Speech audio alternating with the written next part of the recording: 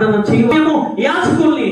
ఏంటయ్యా క్రమం అంటే సమూయేలు గారు మాట్లాడటం మొదలు మీరు ప్రార్థన చేసుకోండి, తర్వాత నేను ప్రార్థన చేస్తాను.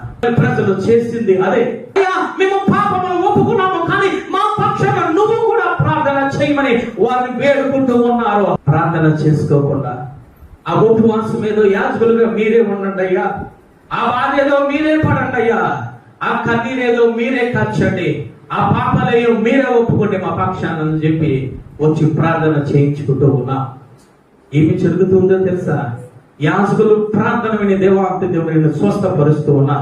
కానీ నీ ఇష్టము వచ్చినట్లు ఏ పాపముల నుంచి బయటికి వచ్చావో, ఏ శాపముల నుంచి బయటకు వచ్చావో, ఏ దుఃఖం నుంచి బయటకు వచ్చావో అదే శాపము ఏలుబడి చేస్తుంది. గల కారణం ఏమిటో తెలుసా? మొట్టమొదటి నువ్వు ఉపవాసం ఉండడం లేదు, మొట్టమొదటి నువ్వు కన్నీరు కాచి నీ పాపములు ఒప్పుకోవడం లేదు.